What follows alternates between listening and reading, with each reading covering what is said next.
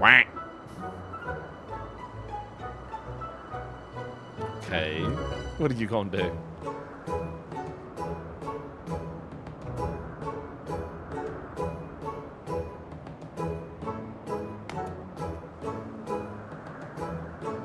Okay.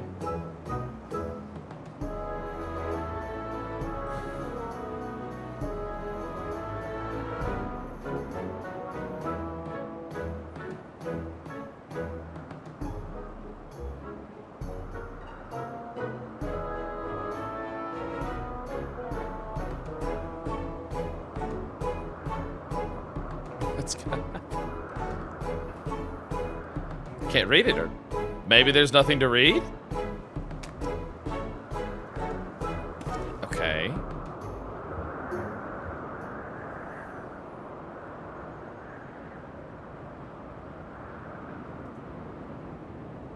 Oh, weird.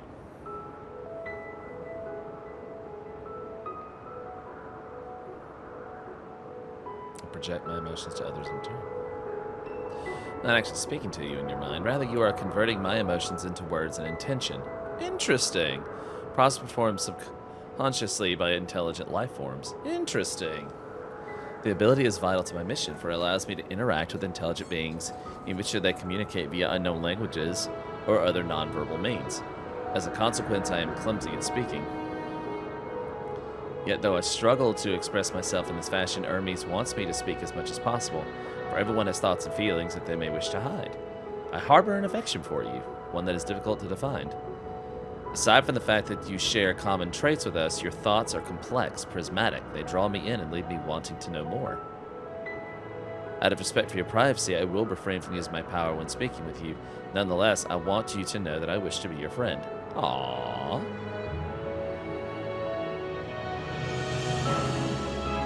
Oh, we heard you. What am I good at?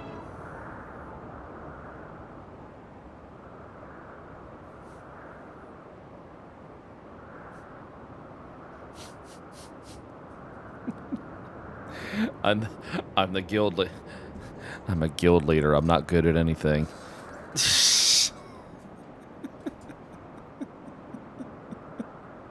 Not good at anything.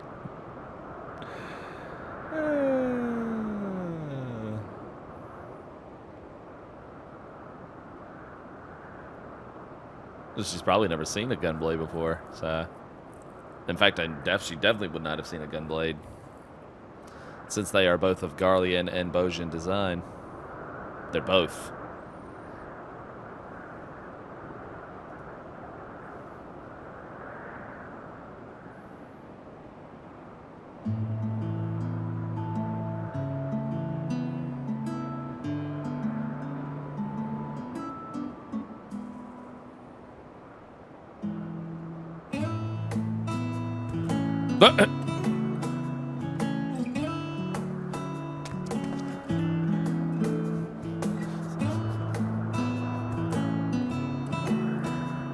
Oh, you think? Think we might be bothering it.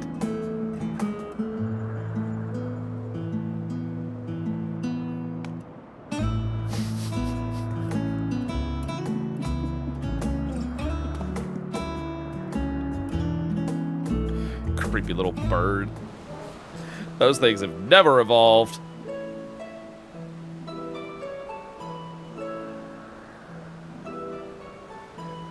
Amazing, is it not? The Ampelos, one of our newest subjects. Yep.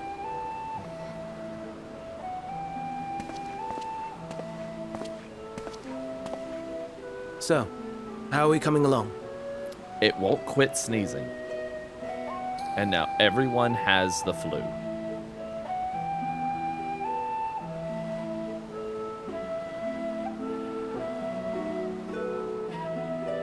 Hey! Uh-huh.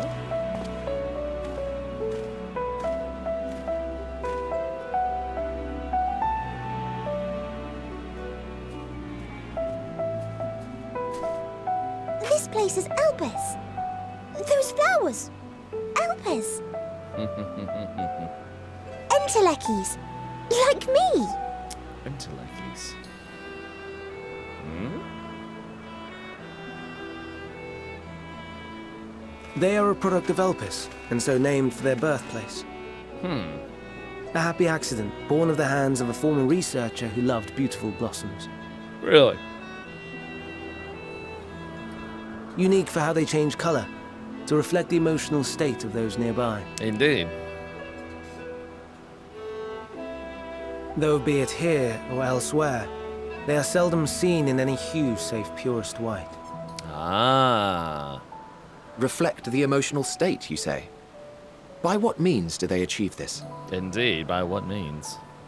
In creation, there exists an energy wholly apart from ether, one driven by emotions. In like manner to how we manipulate ether, this flower is subject to the influence of said energy. Okay. While it has no will of its own, it is sensitive to the prevailing emotion in the vicinity, and reacts by altering its color and vibrancy.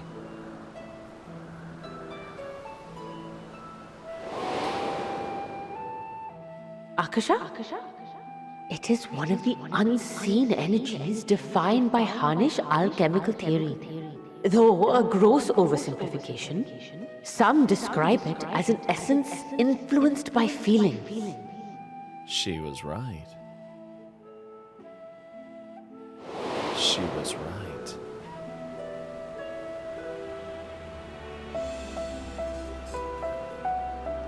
Akasha. Though I'm not familiar with the term, your description suggests it is the self-same energy. Dynamis, we call it. Dynamis. And those entities like the Elpis flower that have the ability to interact with this energy, converting emotions into tangible phenomena. Tangible are phenomena. Antelekis. Tangible phenomena. That's me! That's me!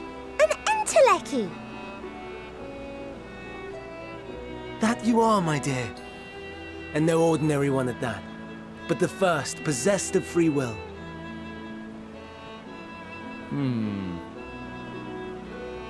Wait. A form of energy other than ether? Dynamis? I've never heard of such a thing. Nor have I. Hardly surprising. Dynamis cannot be seen, much less felt.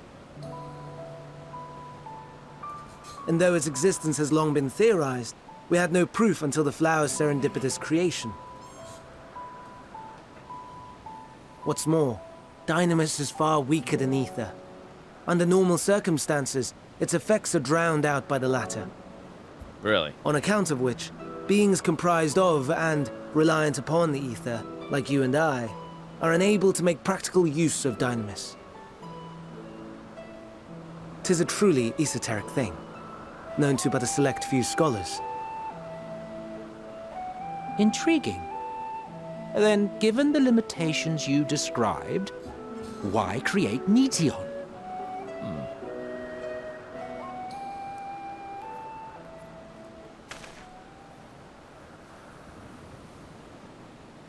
Our star, Aetheris, is especially rich in ether, so much so that its name is derived from it. However, when we consider all energy in existence here and in the vast space beyond, Dynamis may account for as much as 68.3%. The more abundant form by far. Were we able to control it, we could open the door to limitless possibilities. 'Tis not unlike a gently flowing stream, unable to break through the dam of ether barring its path. But if we could imbue the stream with the vigor of a raging river...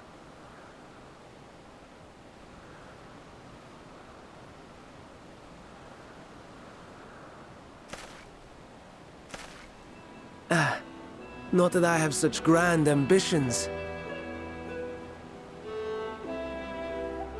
Wait a minute. Nay. I merely wish to create a being that could traverse the great expanse.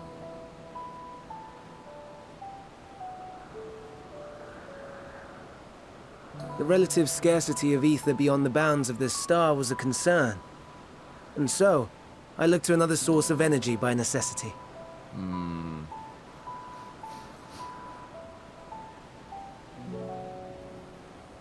That being Dynamis.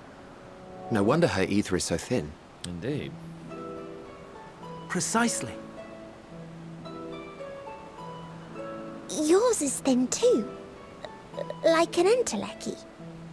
Like me. So, are we the same? Entelecchies.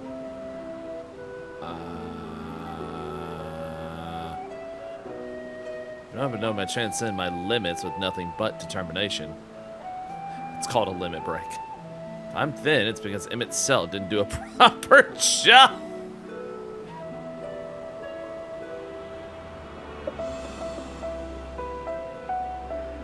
Oh, God.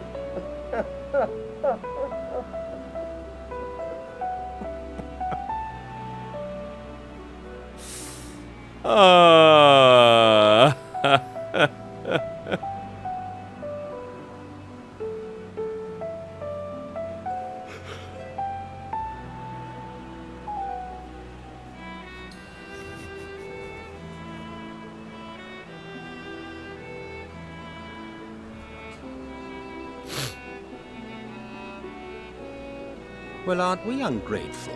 Mayhap I should revert you to the pathetic, faded thing you were. No, no, no, no. A deficit of ether alone does not an entelechy make.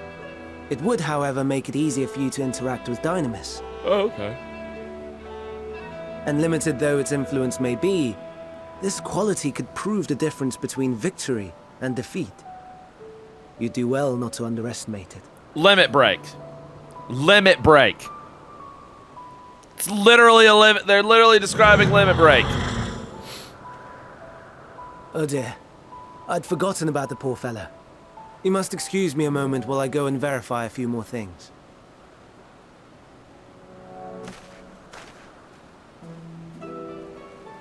There's literal lore behind limit breaks. Yeah, there's literal lore behind it. There's literal freaking lore behind limit breaks. There it is. The moment the subject of Akasha got brought up, I went, are they giving us lore on why we have limit breaks?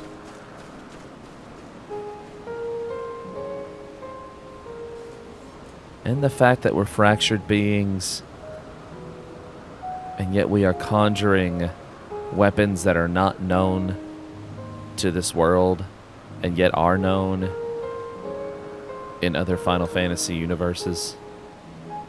Hence why I go back to the multiverse theory of Final Fantasy. Case in point, Cloud's Buster Sword, the twin crossbows, Meteor, Eris's staff.